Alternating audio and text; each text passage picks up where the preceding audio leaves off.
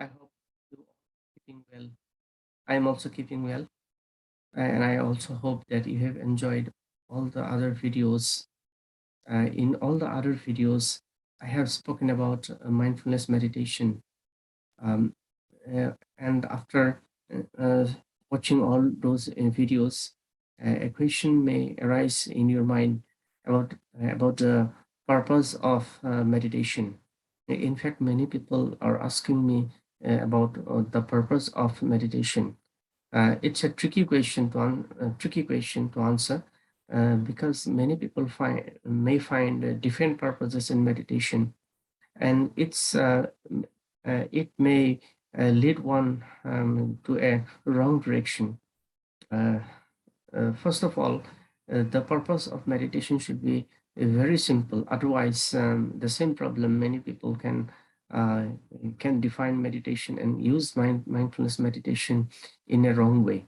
In this case, we can cite the example of the Japanese kamikaze pilots.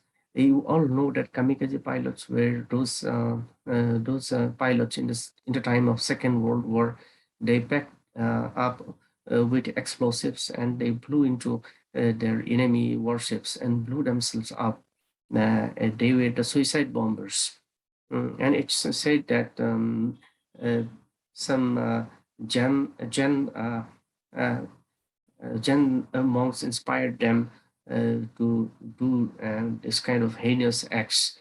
Mm, we all know that it's a Zen Buddhist philosophy uh, to teach nothingness. Nothingness is the core of Zen Buddhist philosophy. And it's believed that when they blew themselves up, they dissolved into nothingness. So such heinous acts may be employed by um, meditation. Suppose a thief or a robber may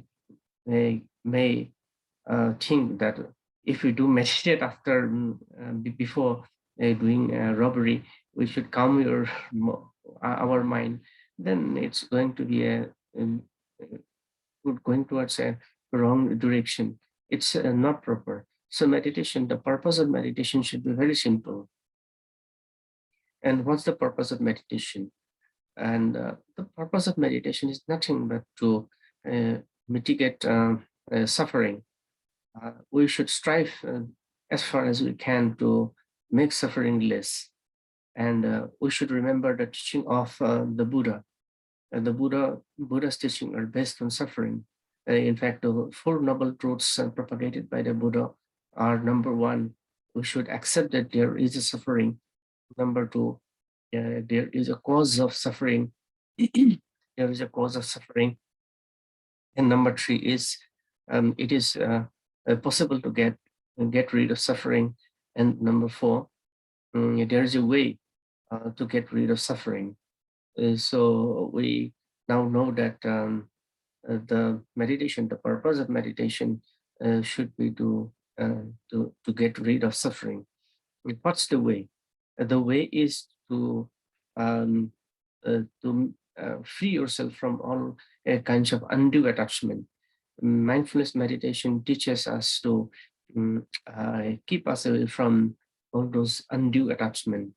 Uh, in undue attachment, what things happen? We show reactions to any pleasant things. We show reaction to any sorrows or pleasures. And those reactions to sorrows and pleasures will cause suffering. Suppose a person wants more money, and after earning more money, he or she wants more, and he doesn't know that at which point he should put a break to your desire. In fact, earning more and more money is not a bad thing, but a desire to get attached to it is a bad thing in itself. And that's why getting rid of suffering is important. And if we practice mindfulness meditation, we are uh, trained not to show any undue reactions to any pleasant sensations or unpleasant sensations, sorrows and pleasure. We have just to observe the realities of our body and our mind. Mm, yeah, and this practice of non-reaction extends well beyond the meditation hall, and we learn to observe things in the outer world um, in an objective way. And that's the thing. And it simplifies the purpose of meditation. Uh, and one thing to note that suffering is the primal human condition of all beings, all living beings, all living beings suffer. And many of the philosophers have dealt with the intellectual issues intensely, but the issue of suffering, how to get rid of suffering, was addressed effectively by the Buddha. So that's why he gave us a way, the way of mindfulness meditation. And all the other benefits of mindfulness meditation is complementary to the main core, which is suffering, as we have already discussed.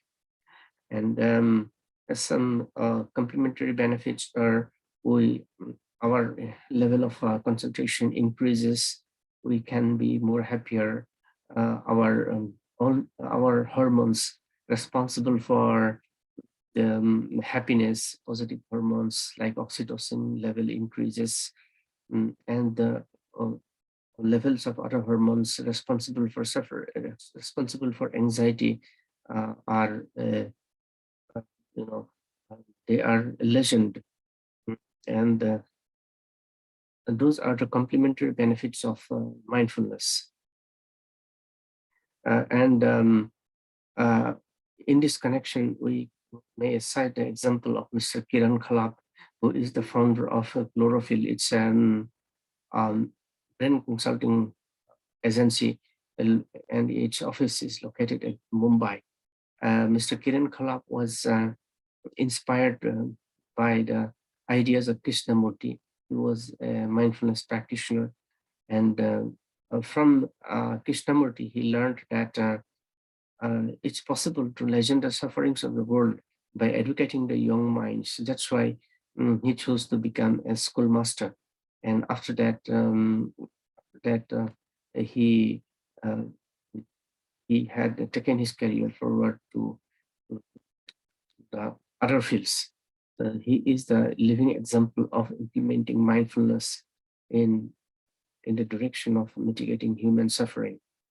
From the above discussion, we have learned that mindfulness, the purpose of mindfulness should be very simple. It should be universal.